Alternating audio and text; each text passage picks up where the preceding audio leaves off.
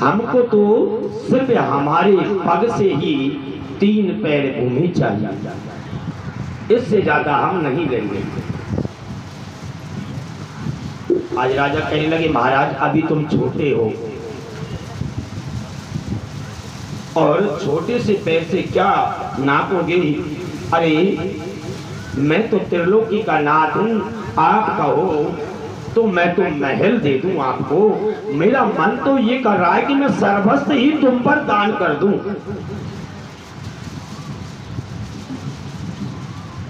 भगवान कहने लगे, राजन एक तो हम 3 पैर ही भूमि लेंगे, 3 से 3.25 नहीं लेंगे और ना ही 3.25 लेंगे, और आपने ही और हम अपने ही पैर से नाप करके भूमि लेंगे, दूसरे के पैर से नाप कर नहीं लेंगे। बलि बोले, लो कर लो बात, 3.5 बिलात के तो पूरे ही होंगे, अब में 3 पैर भूमि और कितनी सी नापेंगे? एक आसन ही बिछ पाएगी बस 3 पैर भूमि में, और कुछ नहीं होएगा। महाराज भगवान बोले, देना हो तो दो, वरना हम तो हमारे घर चले। बलि ने सोचा, क्या बताऊं महाराज, आज सुबह से ऐसा दिव्य ब्राह्मण आता दिखा, वो भी त्यागी, और वो भी कुछ बिगड़ लिए चला जाए। आपको जहां से अच्छा लगे वहां से आप 3 पैर भूमि नाप लो। भगवान ने कहा, राजा बलि क्यों, सुनो, दान देने से पहले संकल्प किया जाता है। ब्राह्मण बिगैर संकल्प के दान नहीं लेता। आज तुम संकल्प कर दो, अपने कमंडल में से पानी लेने के लिए जैसे ही जल बढ़ाया, आज शुक्राचार्य कमंडल की टूटू में आकर के बैठ गए, नाल में आकर के बैठ गई और जल ही नहीं गिरने दिया। आज भगवान समझ गए ये गुरु की कृपा शिष्य के ऊपर ज्यादा हो रही है। आज शुक्राचार्य जी कमंडल की नाल में बैठे हैं, भगवान ने अपनी कुशा निकाली, निकाल करके कमंडल में डाली, जैसे ही तो नाल में जैसी डाली, शुक्राचार्य का एक बाजार बंद, एक आंख उनकी चली गई। आज शुक्राचार्य जी बाहर निकले, निकल करके और राजा बलि से कहते हैं कि बलि, तूने गुरु की कृपा की गुरु की आज्ञा की अवहेलना की है।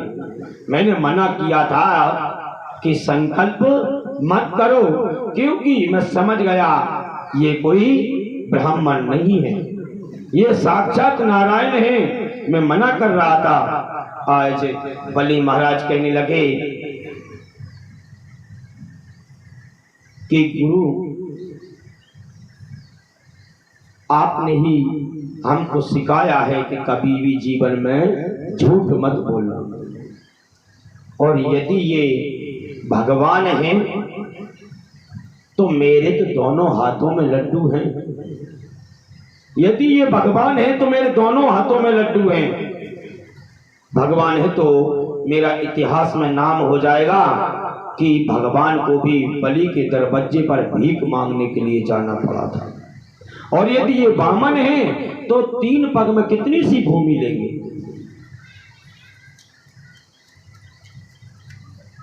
आज बलि महाराज से शुक्राचार्य जी मना कर रहे हैं कि मना कर दो, मैं संकल्प नहीं करूंगा, क्योंकि 8 जगह झूठ बोलने से कोई पाप नहीं लगता। देखिए, स्त्री से कोई बात छुपानी हो तो झूठ बोल दो, क्योंकि माताओं को कभी भी बात पचती नहीं है। आप कोई गंभीर बात अपनी पत्नी से बोल दोगे और कहीं आपने ये कह दिया ना कि ये किसी से कहना मत, तो तुमने और सबसे बड़ी गलती कर ली। बस चेक के कि तुम ये बात किसी से कहना मत। अब तो ये बात यहाँ कहने की देर हुई होगी, इतने में तो आधे मोहल्ला में तो ये बात फैली जाएगी कि ये कहना मत। देख मैं तू से कह रही, तू कोई से कहेगी मती बाबा की, मैं तू से कह रही, देख मैंने और कोई से नहीं कही, तू कहिए मती जब वाली बात, और ऐसी कह के पूरे मोहल्ले में बात फैल जाए। क्योंकि माताओं को श्राप है। जब युधिष्ठिर जी महाराज पिंडदान कर रहे थे तो माता कुंती ने आकर के कहा कि बेटा एक पिंड अपने भाई कर्ण का और कर दे। तो युधिष्ठिर जी महाराज ने कहा कि कर्ण मेरा भाई कैसे हो सकता है, वो तो शूद्र पुत्र था, मैं उसका पिंड क्यों करूं। तो कुंती माता ने बताया कि बेटा ये तेरा ही भाई था और सूर्य नारायण ने ये मुझे दिया था, और ये कुंवारे के कारण मैंने दुनिया के दुर्वचनों को छुपाने के लिए इसको नदी में बहा दिया था। ये तेरा ही भाई है। आज युधिष्ठिर जी महाराज को बहुत दुख हुआ, कहने लगे माता यदि ये बात पहले तो मुझे बता देती तो मैं अपने प्राण दे देता, पर कर्ण को कभी मरने नहीं देता, क्योंकि कर्ण जैसा महादानी और कर्ण जैसा महान शूरवीर, मां मैं आज से औरत समाज को श्राप देता हूं कि उसके हृदय में कभी भी कोई बात छुपेगी नहीं। दूसरी जगह राजन, अगर कहीं हंसी मजाक में झूठ निकल जाए तो उसमें कोई दोष नहीं लगता, और शादी विवाह में किसी की बेटी या बेटा का प्रशंसा करनी पड़े तो उसमें यदि कोई झूठ भूल जाए तो कोई पाप नहीं लगता। तो यदि किसी का संपूर्ण धन नष्ट हो रहा है, यदि एक झूठ बोलने से उसका संपूर्ण धन बचता है, तो ऐसे एक झूठ बोलने में पाप नहीं लगेगा। किसी भी प्राण संकट में पड़ गए हो, उसके प्राणों को बचाने के लिए यदि झूठ बोलना पड़े तो कोई फर्क नहीं पड़ता। और गौ हत्या रोकने के लिए, धर्म की सुरक्षा के लिए, संस्कृति की रक्षा के लिए यदि ऐसी जगहों पर कोई झूठ बोलना पड़े तो इनमें कोई पाप नहीं लगता।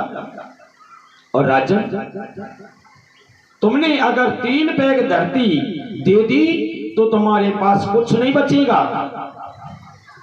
राजा बलि ने कहा गुरुवर, एक गुरु अपने शिष्य को धर्म के मार्ग से हटाने की शिक्षा दे रहा है। गुरुवर मेरे दोनों हाथों में लड्डू हैं, साक्षात नारायण यदि यहाँ पर आए हैं तो ये एक नाम हो जाएगा कि त्रैलोकी की भिक्षा मांगने के लिए, भीख मांगने के लिए नारायण बलि के दरवाजे पर गए।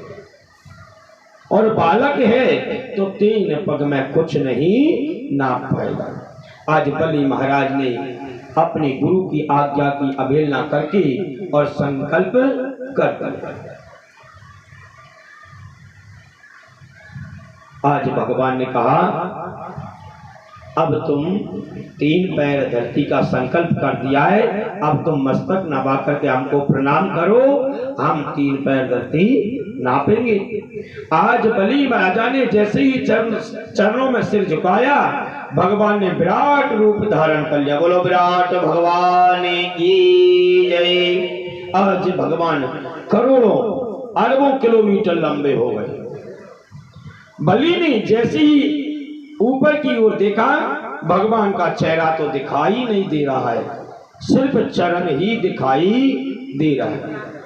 पहला पैर भगवान ने बढ़ाया, प्रथम पैर फूलों के सिधायो, दो जो ब्रह्म लोक में धायो।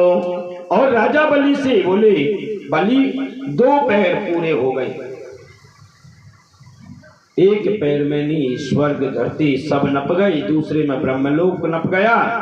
अब हम तीसरा पैर कहां पर रखें? क्योंकि 2 पैर में सारी त्रैलोकी तो नप गई। अब तीसरा पैर हम कहां पर रखें?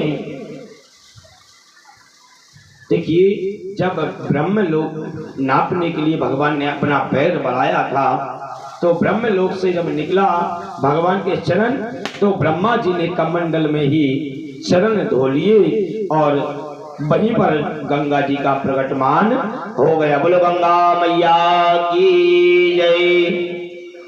आज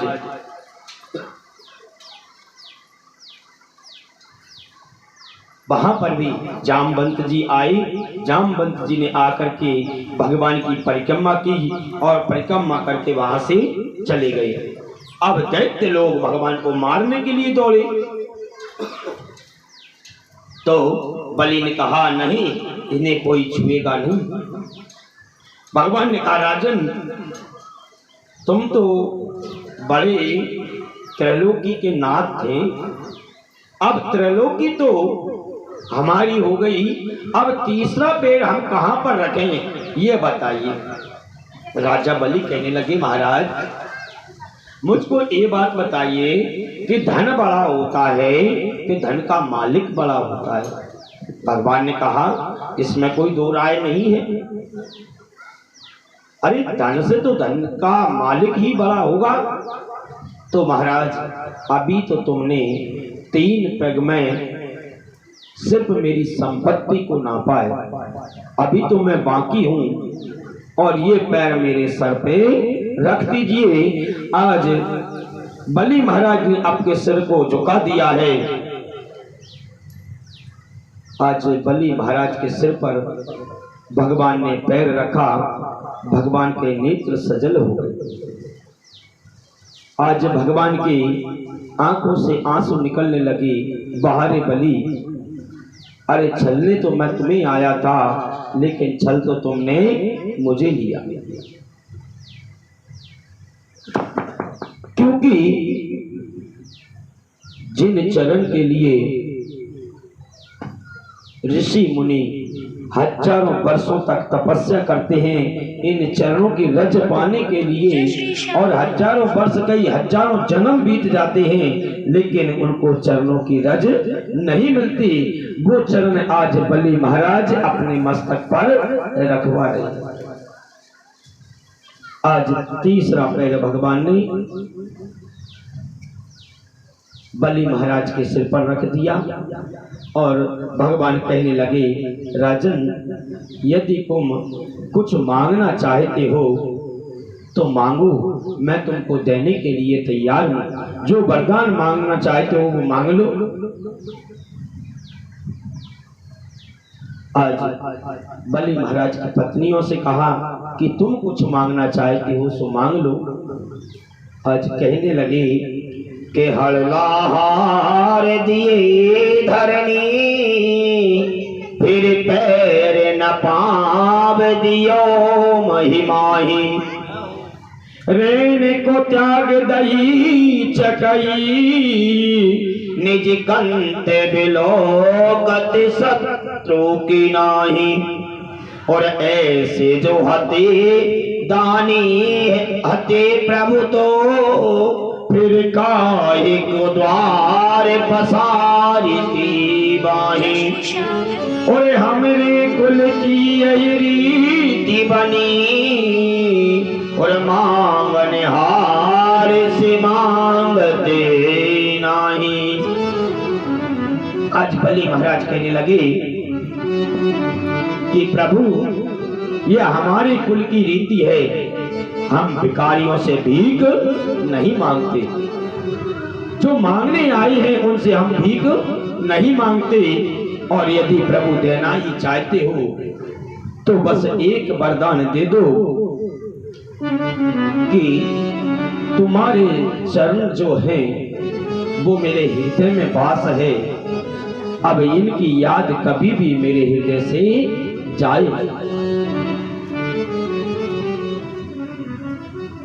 आज भगवान ने सुतल लोक का राज राजा बलि को दे दिया और कहने लगे और कुछ चाहिए तो तुम अभी कह दो, मैं देने के लिए तैयार हूं, मैं त्रिलोक की भी आपको देने के लिए तैयार हूं। आज बलि महाराज कहने लगे कि प्रभु तुम बार बार देने की बात कर रही हो, अब यदि तुम्हें देना ही है तो एक काम करो, तो मुझे एक वरदान दे दो। कि क्या वरदान? कि मैं जब भी अपने महल में अंदर जाऊं तो मैं आपके दर्शन पाऊं, और जब भी महल से बाहर आऊं तब भी आपके दर्शन पाऊं। मेरे को ये वरदान दे दो। आए तो भगवान कहने लगे, तो क्या हम तुम्हारे चौकीदार बन जाएं? अरे कब तुम महल के अंदर जाओगे, कब महल से बाहर आओगे, ये हमें थोड़ी पता है।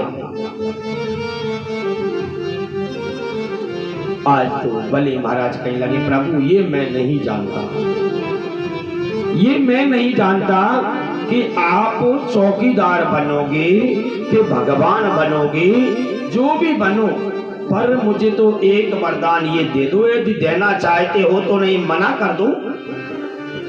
तुम तो अपनी जबान से मना कर दो कि मैं ये नहीं दे रहा, मैं नहीं दे पाऊंगा, ऐसा कह दो। आज भगवान तो बड़े धर्म संकट में पड़ गए। भगवान ने कहा, देखिए अब हम भी मांगे भी आए थे, और हम मांग भी आए थे, तो इसने अपने गुरु की भी ना मान करके भक्त ने और संकल्प में नहीं अपनी त्रिलोकी नपवा दी। अब मना हम कैसे कर दें कि हम तुझे वरदान नहीं दे पाए। आज राजा बलि को भगवान ने कह दिया, तदास्तु ऐसा ही हो, वरदान दे दिया। आज राजा बलि के महल पे भगवान चौकीदार बन करके बैठ गए। बोलिए भगवान की जय। ओ मेरे घर के आगे शाम तेरा एक मंदिर बन जाए। बलि महाराज ने वरदान माना और कहा, ओ मेरे घर के